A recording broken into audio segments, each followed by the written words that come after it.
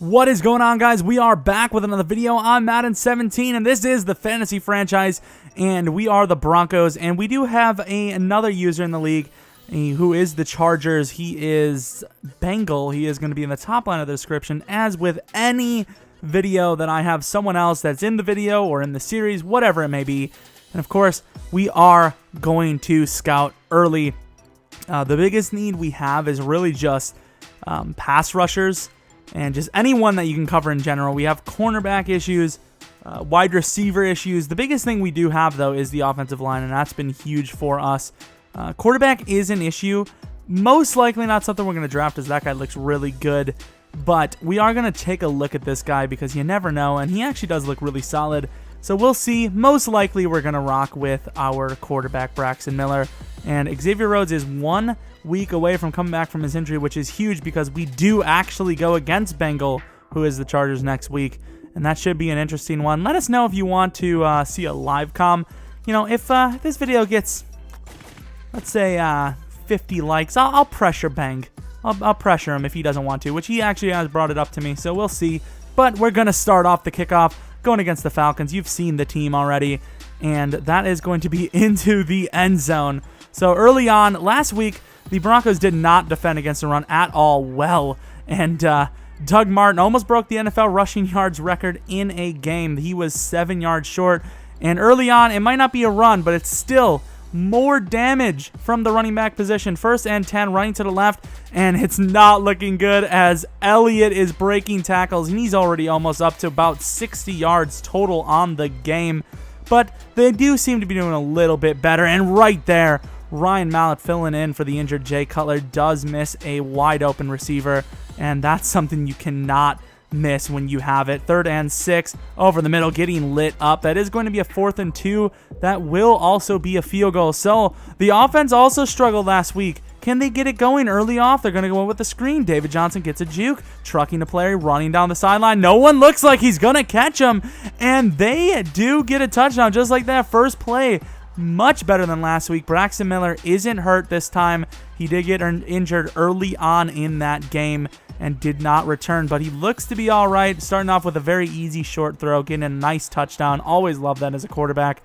And on 1st down, Bobby Wagner getting half a sack there. And on 2nd and 17, breaking tackles again is Elliott, who does gain a ton of yards. So now they are 3rd and 6 after an 11-yard run on a pitch play. 3rd and 6 still, and Leonard Floyd gets a fumble that pops right into his lap from Kevin Dodd, who does get his first NFL sack. So just like that, up by 11. The Broncos having a much better week. Pressure up the middle, and Ryan Mallett gets hit again, as that has been the story so far. Too much pressure. And on 3rd and 19, they are going to try to find something. He has all the time in the world, and he gets sacked again. Really not much the offensive line can do there. They should have been able to block him, though. It was only a 3-man rush, if that. And starting off with a throw down the field this time after the screen. Very gutsy play calling, as they went short and got 82 yards. So they decided to go deep this time. And on 3rd and 5 after a short run, that's a terrible throw by Braxton Miller. He easily had his man for a 1st down, but nonetheless, that would have to be a punt. 2nd and 8. Falcons looking to throw it again. That's over the middle, and that is well overthrown into the hands of Cam Chancellor, who doesn't have the greatest grip in the world, but when he has one that easy, he's going to make it. And getting hit up the middle, David Johnson hard. And that's something you want to see is David Johnson. He's a huge contributor, as you could see the contribution right there, running outside again. Over 100 yards total on the game from scrimmage. And here comes another screen, as it's worked early for them. Is it going to work again? Trucking a player over. 2nd and 18 turns into a 3rd and 1. So on 3rd and 1, it is going to be a triple option. Braxton Miller keeping it himself, not really looking himself there, as he wasn't running full blast, but he does get the 1st down. He stays healthy. That's a huge play. And speaking of a huge play, Julio Jones, as he has all season long, wide open for a touchdown. What a throw. Just floated it right in there. No pressure from either of the two. and that is going to be a 21-3 lead. 3rd and 7 for the Falcons, and they're going to throw up another shot, and Trey Waynes climbs the ladder and gets an interception. This defense is playing much better than last week. 2nd and 15, though. Braxton Miller gets pressured himself, which is very surprising from this offensive line. One of the best in the league, if not the best. 3rd and 20. Might not just run it. You never know. You have a playmaker on offense. But that is going to be a punt. So the Falcons have a chance. They have a chance to get down the field, and that was not a great punt. Pat McAfee not happy with himself over the middle, but he gets destroyed. Leonard Floyd is having an insane game right now. Very easily player of the game so far. Maybe even player of the week on defense for the NFC side. We'll see.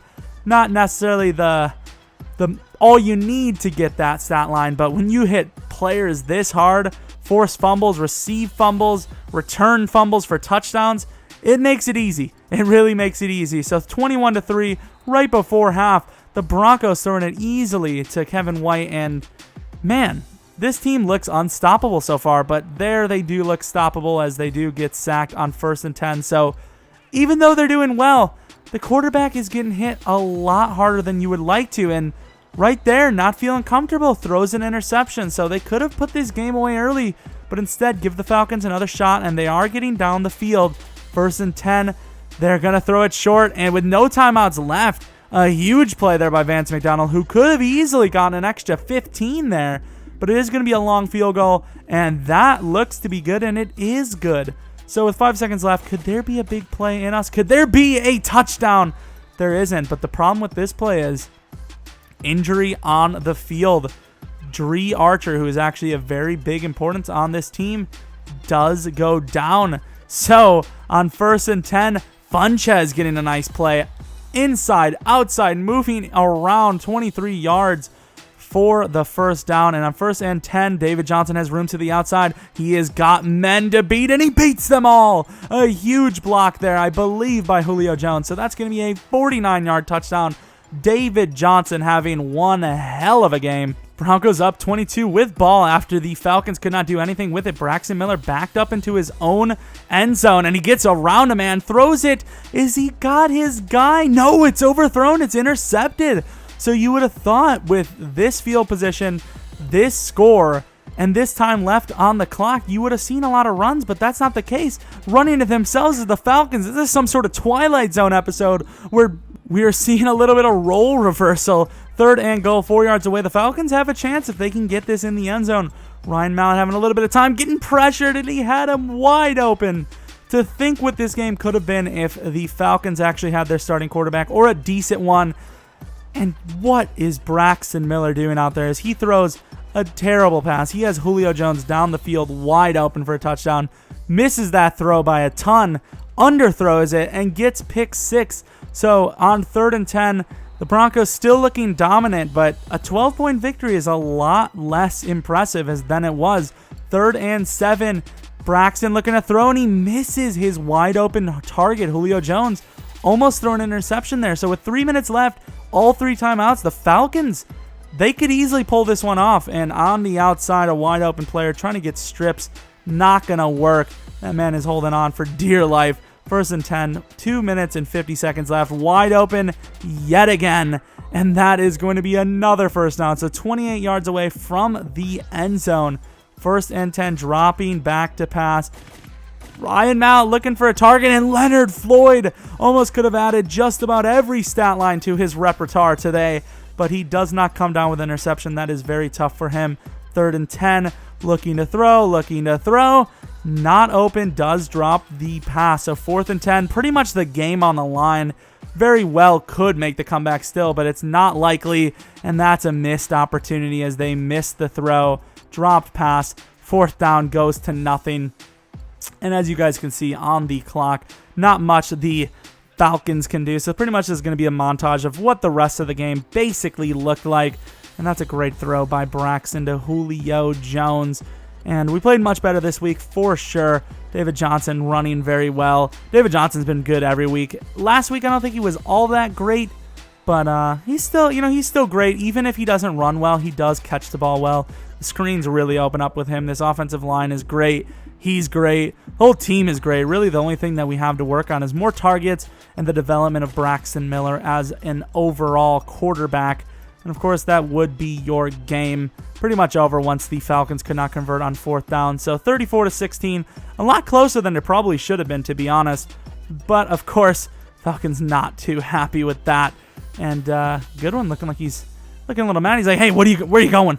But we do pick up the victory, and we do move on to 4-1, I believe, which is interesting because we have no idea what the Chargers did. But we do have to play them next week, so win or lose, easily could tie it or go ahead if we lose this game coming up here. So once again, if we can get those 50 likes, I'm thinking there's a good chance it might be a live comm versus the Banganator. Stat line looked really good. We played a lot better on defense overall. A lot of sacks given up though, and I don't know if I show it, but you will see from those sacks, Braxton Miller actually does regress 2 injuries, so he drops from an 87 to an 85, which isn't great for a quarterback at all. Definitely going to need to look at that. Bobby Wagner does get the strip ball trait, which is huge for us because we're not always using that middle linebacker spot. But maybe you'll subscribe to Bengal, who is the Chargers in this league, and also subscribe to me, perhaps, who does make a lot of content. We both make tons of content other than just this. Rebuilds, Madden gameplays, we try NBA out, a lot of stuff, and I think it's definitely worth it. So maybe you guys do check our channels out or just come back for next video. But until next video, see ya! What is going on, guys? We are back with another video on Madden 17, and we're finally back with an actual franchise video. So what is going on, guys? We are back with another video, and we are doing a pack opening. We're not going to be just opening, just pro packs, whatever. But we did do a bunch of solo challenges and a couple of sets. So we do actually have some decent packs to open.